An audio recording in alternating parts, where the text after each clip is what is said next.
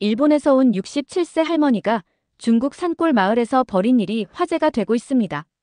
평생 한국을 깔보며 살았던 할머니가 갑자기 한국식 교육법을 사용하기 시작한 거죠. 더 충격적인 건 그 결과였습니다. 글자를 검은 벽돌이라고 부르며 무서워하던 아이들이 단 3주 만에 완전히 달라진 겁니다. 심지어 부모들까지 저녁에 함께 공부하기 시작했죠. 그런데 TV 취재진이 와서 이걸 보도하려 하자 할머니가 예상치 못한 반응을 보였습니다. 대체 무슨 일이었을까요? 안녕하세요, 여러분. 오늘 들려드릴 이야기의 주인공은 사토 나오미라는 분이에요. 올해 67세이신 분이죠. 나오미 할머니는 일본에서 오랫동안 선생님으로 일하고 계셨어요. 학생들에게 일본어 읽기와 쓰기를 가르치고 계셨죠. 하지만 지금은 은퇴하셔서 더 이상 일을 하지 않고 계세요. 은퇴 생활이 참 낯설게 느껴지고 있었어요. 매일 아침 눈을 뜨면서 오늘 하루 뭘 하며 보내야 하지? 하고 고민하고 계셨거든요. 교토에 있는 작은 아파트에서 혼자 살고 계셨어요. 가끔 베이징에 사는 딸 리페이를 만나러 가곤 했죠. 딸은 중국 남자와 결혼해서 아이 둘을 키우고 있었어요. 손자, 손녀들이었지만 나오미 할머니 눈에는 일본인보다는 중국인 같다는 생각이 들고 있었어요. 하루하루를 책 읽기, 텔레비전 보기, 공원 산책으로 보내고 계셨어요. 봄이 되면 벚꽃이 정말 아름답게 피어나고 있었지만 그런 아름다운 풍경도 가슴속 빈 공간을 채워주지는 못하고 있었어요. 가르치던 시절이 그리웠어요. 학생들이 글자와 단어를 친구처럼 느끼도록 도와주던 그 시간들이 계속 생각나고 있었거든요. 그런데 나오미 할머니에게는 부끄러운 비밀 하나가 있었어요. 한국과 한국 사람들에 대해 좋지 않은 생각을 계속 가지고 있었던 거예요.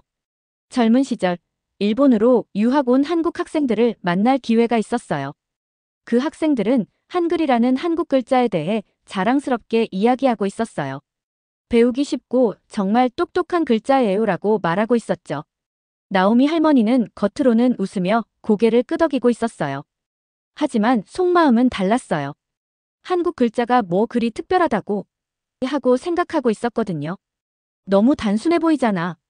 진짜 문자라면 일본어나 한자처럼 복잡해야 하는 거 아닌가? 한국 문화는 시끄럽고 얕다고 생각하고 있었어요. 한국 사람들은 모든 것에 너무 흥분한다고 여기고 있었죠. 한국 학생들이 한글이 훌륭하다고 말할 때마다 별것도 아닌 걸 자랑하고 있네 하고 속으로 생각하고 있었어요.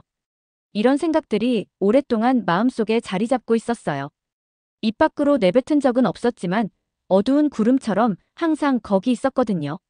그런데 어느 가을 화요일 아침 변화가 시작됐어요. 녹차를 마시고 있는데 전화벨이 울리고 있었어요.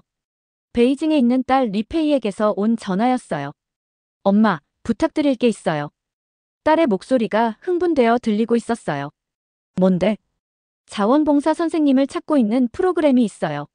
시골 마을 아이들에게 읽기와 쓰기를 가르쳐주는 일이에요. 윈난성에서 한 달 동안이에요. 그 아이들은 글을 전혀 모르거든요. 이 말을 듣는 순간 가슴이 철렁 내려앉고 있었어요. 내 나이에 왜 그런 고생을 하러 가야 하지? 하지만 딸이 계속 말하는 내용을 듣고 있으니 마음의 변화가 일어나고 있었어요. 엄마, 그 아이들은 도시에서 아주 멀리 떨어진 산골 마을에 살고 있어요. 대부분 글자 하나도 배운 적이 없어요. 부모님들도 글을 모르세요. 서류에 사인할 때도 이름을 쓸 수 없어서 손도장만 찍고 있어요. 이 말을 들으니 심장이 빨리 뛰기 시작했어요. 그 아이들이 글자를 보며 무서운 검은 선들로만 여기고 있는 모습이 눈앞에 그려지고 있었어요. 부모님들이 아이들 공부를 도와주지 못해서 속상해하고 있는 모습도 상상되고 있었고요. 읽을 수 없는 글자들. 혼잣말이 나오고 있었어요. 그 순간 왜 선생님이 되었는지 기억나기 시작했어요. 사람들이 읽기와 쓰기를 적이 아니라 친구로 느끼도록 도와주고 싶었던 거예요. 글자는 우리를 온 세상과 이어주는 도구라는 걸 알려주고 싶었거든요. 엄마, 아직 거기 계세요? 딸이 묻고 있었어요. 응, 있어. 목소리가 조금 떨리고 있었어요. 정말 외진 곳이에요. 밤에는 전기도 없고 아이들은 책이나 교육자료 같은 걸 본 적도 없어요. 하지만 배우고 싶어 해요. 글자가 무서운 낯선 것이 아니라 친구가 될 수 있다는 걸 참을성 있게 보여줄 사람이 필요해요. 창밖 바쁜 거리를 내려다보고 있었어요. 사람들이 빠르게 걸어가며 전화 통화를 하고 간판과 광고를 읽고 있었어요. 이 모든 게 글을 읽을 수 있기 때문에 가능한 거였어요.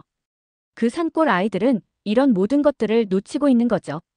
한 달이라고 했지. 네, 한 달이에요. 하지만 엄마, 꼭 가실 필요는 없어요. 힘드실 텐데. 눈을 감고 그 아이들을 생각해보고 있었어요. 교실에 앉아서 칠판을 보기 무서워하고 있는 모습이 그려지고 있었어요. 글자들이 어둡고 불가능한 퍼즐처럼 보이고 있을 테니까요. 아니야. 단호하게 말하고 있었어요. 갈 거야. 정말요? 확실하세요? 응. 글을 읽고 쓸 수 없는 아이들이 얼마나 답답하고 소외감을 느끼고 있을지 생각하니까 그냥 여기 앉아서 차만 마시고 있을 수가 없어. 전화를 끊고 나서 한참 동안 조용히 앉아 있었어요. 무섭기도 했지만 동시에 흥분되고 있었어요. 드디어 다시 목표가 생긴 거예요. 드디어 제 교육 기술을 누군가를 도우는데 쓸 수 있게 된 거였어요. 이 결정이 인생을 완전히 바꿔놓을 거라는 건 몰랐어요. 평생 내려다보고 있던 바로 그 사람들에게서 인생 최고의 교훈을 배우게 될 거라는 것도 전혀 예상하지 못했고요. 여행이 시작되려고 하고 있었어요.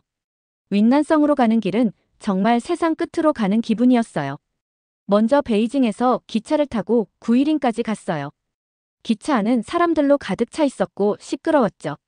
작은 가방을 꽉 쥐고 있었어요.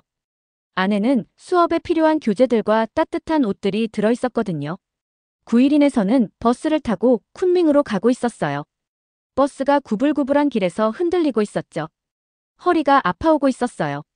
내가 이 나이에 너무 무리하는 건 아닐까? 하는 생각이 들고 있었거든요. 창밖을 보니 도시들이 사라지고 산들이 점점 높아지고 있었어요. 마지막 여행이 가장 무서웠어요. 지방 정부에서 운영하는 작고 낡은 버스를 타게 됐거든요. 이 버스가 깊은 산속 마을까지 데려다 주는 거였어요. 승객은 5명 뿐이었는데 모두 저를 신기하게 바라보고 있었어요. 외지인은 제가 유일했거든요. 길이 점점 좁아지고 위험해지고 있었어요. 산을 계속 올라가고 있었죠. 가끔 아래를 내려다보면 아득한 빈 공간만 보이고 있었어요. 버스 기사님이 조심스럽게 운전하고 계셨지만 좌석을 꽉 잡고 창밖을 보지 않으려고 애쓰고 있었어요. 몇 시간이 지난 것 같은데 산들이 갑자기 열리면서 작은 골짜기가 나타났어요. 가운데 있는 게 앞으로 한 달 동안 지낼 마을이었어요. 정말 작고 잊혀진 것 같았어요. 마치 오래된 사진 속 풍경 같았거든요. 집들은 회색 돌로 만들어져 있었고 지붕은 슬레이트로 덮여 있었어요. 가운데 마당을 중심으로 둥글게 지어져 있었죠. 모든 것이 오래되고 소박해 보이고 있었어요. 높은 건물도 없고 네온사인도 없고 바쁜 교통도 없었어요. 그저 조용함과 숨쉬기 힘들 정도로 얇은 산 공기만 있었거든요. 버스 정류장에서 한 남자분이 기다리고 계셨어요. 피곤해 보이셨지만 저를 보자 따뜻하게 웃고 계셨어요. 사토 선생님이시죠? 정중하게 인사하며 말씀하셨어요. 저는 리밍이라고 합니다. 마을 학교에서 가르치고 있어요. 리밍 선생님은 42살이셨는데 얼굴이 더 늙어 보이고 있었어요. 햇볕에 타서 피부가 거무스름했고 손은 거칠었어요. 단순한 흰 셔츠와 검은 바지를 입고 계셨는데 깨끗하지만 낡아 보이고 있었어요. 이렇게 멀리까지 와서 도와주셔서 감사합니다.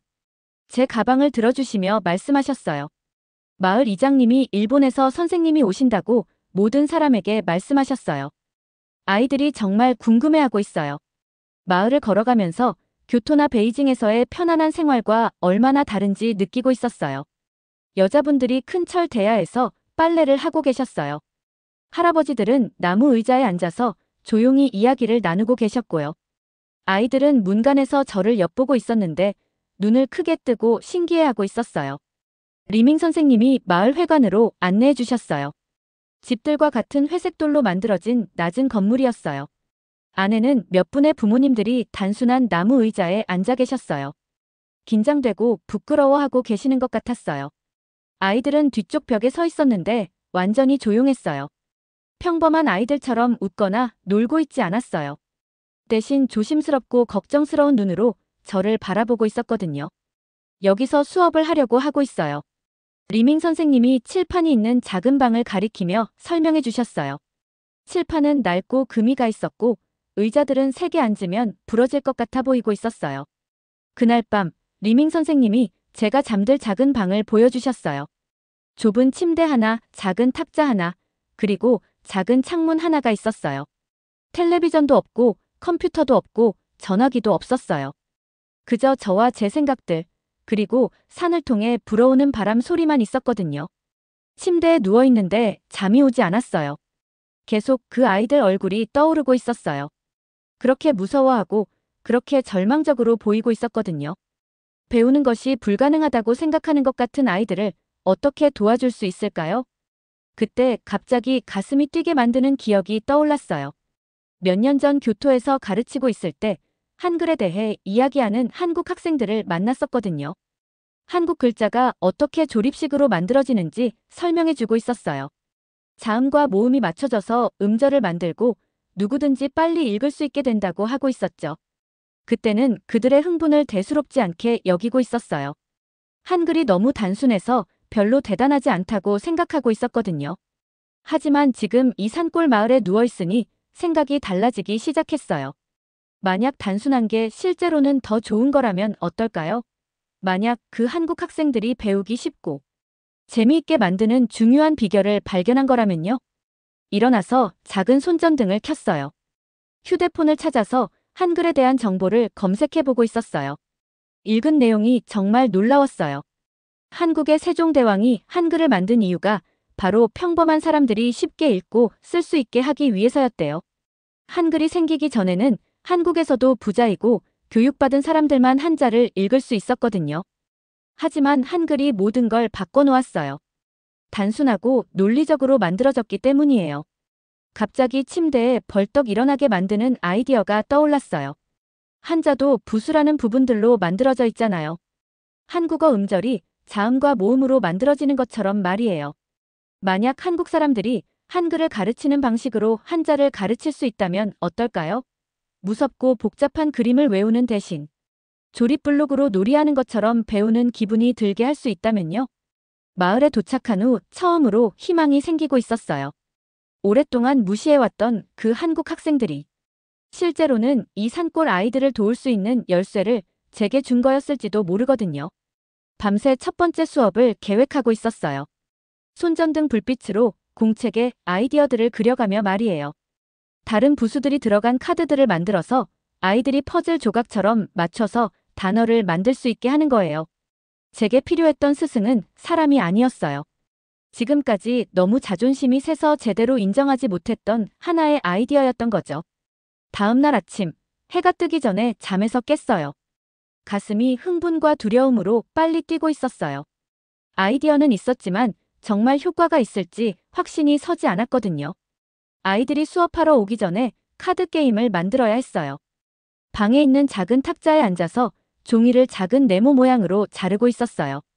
카드 하나하나에 한자 부수를 하나씩 진한 검은 잉크로 쓰고 있었거든요. 물 부수는 파란 카드에 썼어요. 사람 부수는 빨간 카드에, 나무 부수는 초록 카드에, 불 부수는 주황 카드에 쓰고 있었어요. 각각의 색깔이 아이들에게 그 부수가 뭘 뜻하는지 기억하는데 도움이 될 거라고 생각했어요. 물은 파란색이 당연했고요. 사람은 빨간색이 따뜻하고 친근해 보였어요. 나무는 초록색이 자연스러웠고 불은 주황색이 밝고 활기차 보이고 있었거든요. 카드를 만들면서 손이 조금 떨리고 있었어요. 만약 아이들이 이걸 바보 같다고 생각하면 어떡하지? 리밍 선생님이 시간 낭비 그만하라고 하면 어떡하지? 부모님들이 옛날 방식으로 진지하게 가르치지 않는다고 화내시면 어떡하지? 30장의 카드를 다 만들고 나서 작은 상자에 넣고 마을 회관으로 갔어요. 리밍 선생님이 이미 와 계셨는데 칠판에 한자를 정성스럽고 조심스럽게 쓰고 계셨어요. 제 카드 상자를 보시더니 의아한 표정을 짓고 계셨어요. 그게 뭐에 쓰는 건가요? 하고 물어보셨어요. 오늘은 좀 다른 방법을 써보려고 해요. 제가 말했어요. 칠판에서 글자를 따라 쓰는 대신 아이들이 손으로 직접 글자를 만들어 보는 거예요. 리밍 선생님 얼굴에 걱정이 나타나고 있었어요. 하지만 그런 식으로는 읽기를 가르치지 않아요. 아이들은 같은 글자를 외울 때까지 여러 번 써서 연습해야 해요. 선생님 걱정을 이해할 수 있었어요. 수년 동안 중국 아이들은 따라 쓰고 외우면서 배워왔거든요. 그게 전통적인 방법이었어요.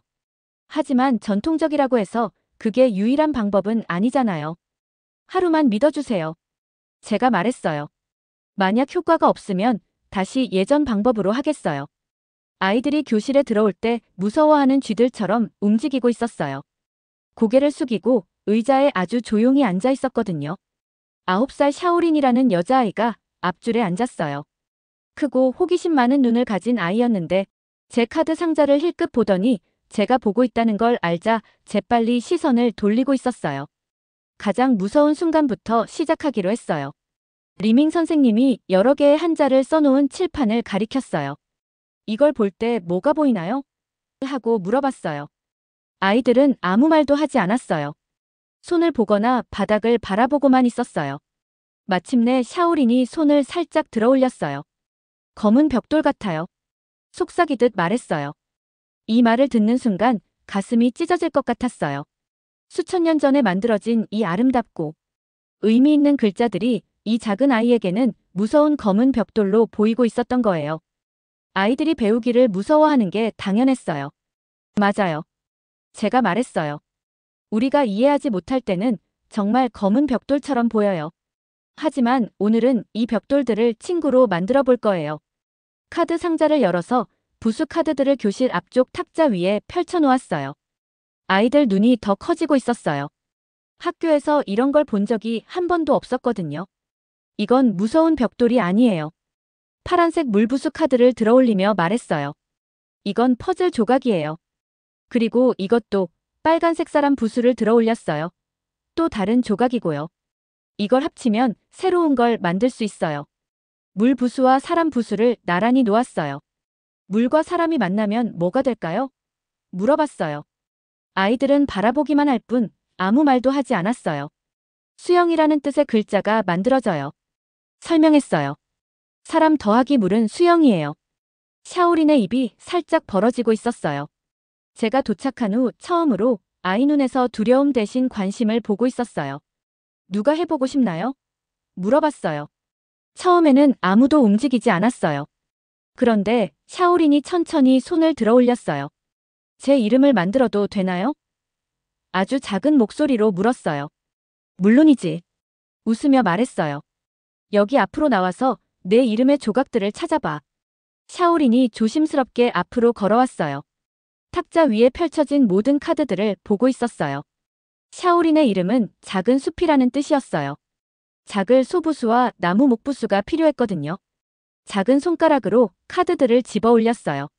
두 카드를 맞춰놓고는 놀라운 표정으로 저를 올려다봤어요. 이게 정말 제 이름이에요? 물었어요. 그래. 제가 말했어요. 내가 내 손으로 내 이름을 직접 만든 거야. 갑자기 샤오린의 눈에 눈물이 고이기 시작했어요. 하지만 웃고 있었어요. 선생님, 글자가 재미있게 느껴진 건 처음이에요. 하고 말했어요. 바로 그 순간 카드 게임이 효과가 있을 거라는 걸 알았어요.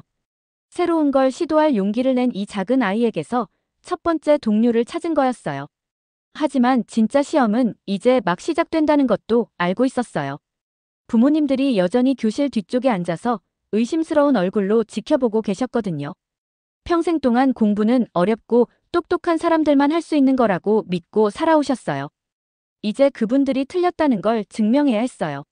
제사장 실현과 깨달음, 그리고 새로운 시작. 3주가 지나자 마을의 모든 것이 바뀌어 있었어요. 아이들이 더 이상 무서운 얼굴로 교실에 들어오지 않았어요. 대신 뛰어들어와서 부수 카드로 어떤 새로운 단어를 만들 수 있을지 신나게 기대하고 있었거든요. 샤오린은 제일 좋은 도우미가 되어 있었어요. 다른 아이들에게 부수를 어떻게 합치는지 보여주고 있었고 집에서 할아버지에게도 같은 카드 방법으로 가르쳐드리고 있었어요. 매일 저녁이면 집에 가서 저녁 식탁에 가상의 카드들을 펼쳐놓고 글자가 어떻게 조각조각 만들어지는지 설명해 드리고 있었거든요. 부모님들도 더 이상 의심스러워하지 않으셨어요. 많은 분들이 저녁 수업에 참여하기 시작했거든요. 아이들 옆에 앉아서 함께 배우고 계셨어요. 자신의 이름조차 써본 적 없던 어머니들이 이제는 간단한 글자를 만들고 계셨어요. 평생 손도장만 찍고 살아오신 아버지들이 떨리지만 자랑스러운 손글씨로 자신의 이름을 쓰고 계셨고요. 그런데 그때 제가 그 어떤 것보다 무서워하게 만드는 일이 일어났어요. 어느 날 아침 텔레비전 취재진이 마을에 도착한 거예요. 큰 카메라와 녹음 장비들을 들고 와서 제 수업을 촬영하고 싶다고 했어요. 기자는 완벽한 화장을 하고 비싼 옷을 입은 젊은 여성이었는데 아주 흥미진진해하고 있었어요. 중국 시골 교육에 혁명을 일으키고 있는 일본인 할머니에 대해 들었어요. 그녀가 말했어요. 한국 글자 방법에 대해 온 나라에 알리고 싶어요. 한국 글자 방법이라고 말하는 순간 속이 뒤집히고 있었어요. 제 아이디어가 한글 원리를 공부한 데서 나왔다는 걸 누구에게도 말한 적이 없었거든요. 한국 사람들에게서 중요한 걸 배웠다는 걸 인정하기가 너무 부끄러웠어요. 기자는 아이들이 부수 카드로 놀이하는 모습을 촬영했어요. 교실에서 일어난 변화에 대해 리밍 선생님과 인터뷰했고요.